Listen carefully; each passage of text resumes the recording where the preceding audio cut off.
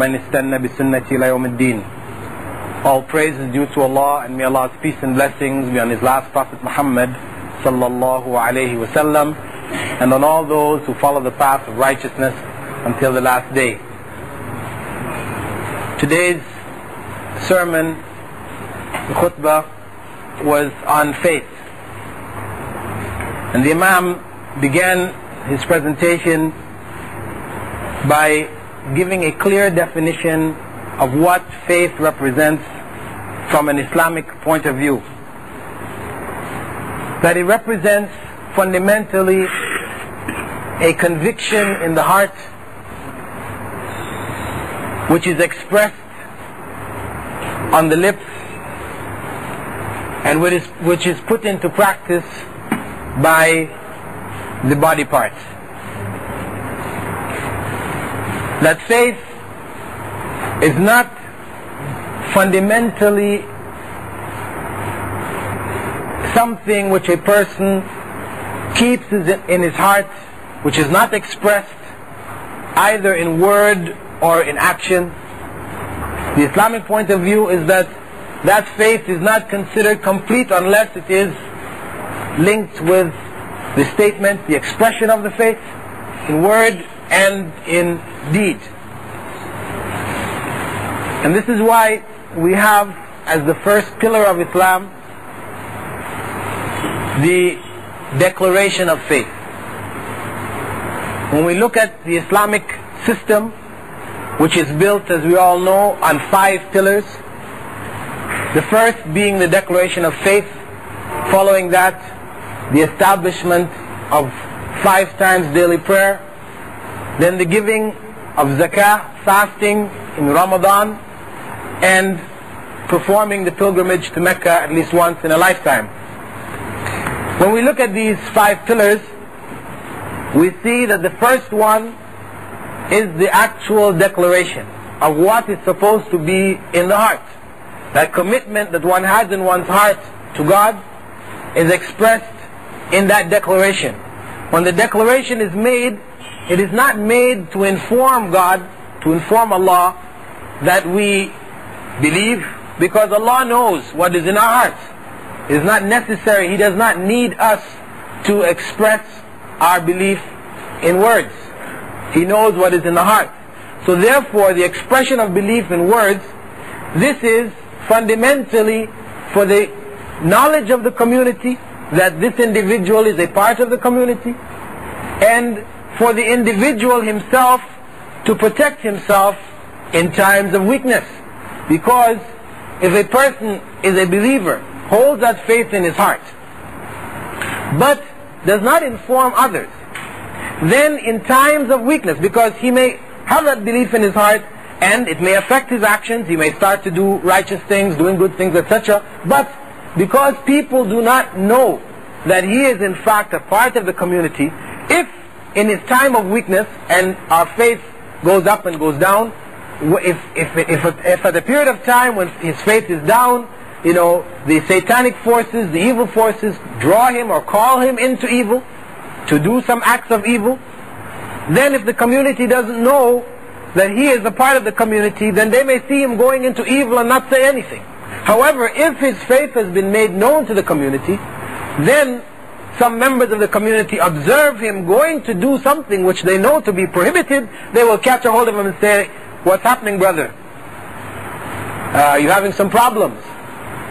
They will try to find out what is causing that individual now to go to what we all know to be prohibited. So that declaration of faith is fundamentally for the protection of the individual, that he lets himself be known to the community so he may gain their help when he is in need of help. But when we look at the other 4 pillars of Islam, we see that they're all pillars of action. So we could say 4/5 of Islam is action. 1/5 is a theoretical declaration, something which is supposed to be an expression of the heart, but the other 4/5 of it is action, deeds, righteous deeds that we are obliged to perform. So the Imam quoted verses from the Quran and various statements of the Prophet Muhammad sallallahu alaihi wasallam to support this concept of faith not being merely a claim. Because it is very easy for people to mix up knowledge and faith. We may have knowledge of a thing, but we may not have faith in that thing. And people oftentimes confuse knowledge with faith. A person may know all about Islam, like you may find Orientalists, for example, who have studied Islam in universities in the West for a variety of different reasons. None of them seeking God.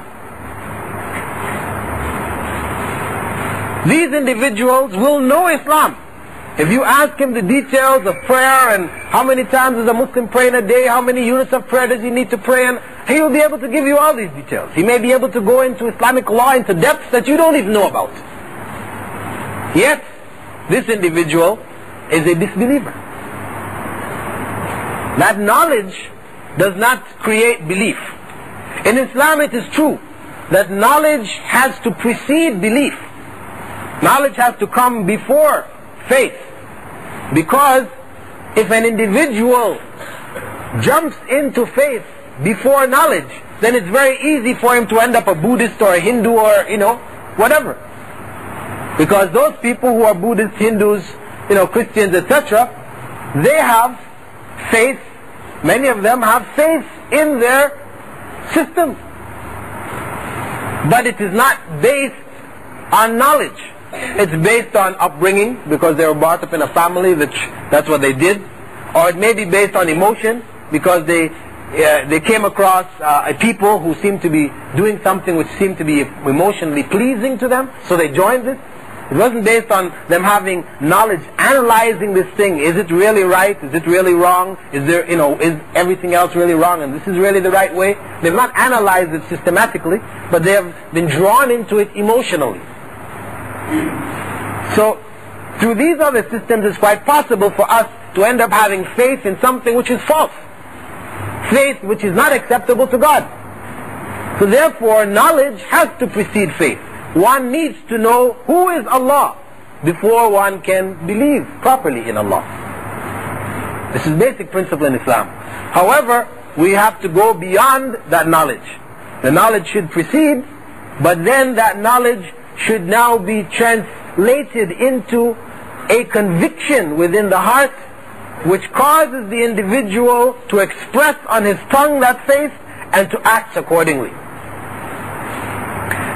We have a statement, one of the verses of the Quran, in which Allah describes the believers, those who truly believe in Allah, as those who when Allah is mentioned, their hearts become soft. When the name of Allah is mentioned, when the greatness of Allah is mentioned in their presence, they feel it touches their hearts.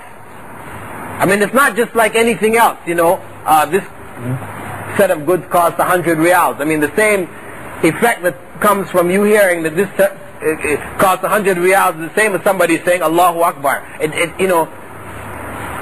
There is no difference in the heart. There should be a clear difference between those kind of statements and when we hear Allah praised, Allah's name mentioned.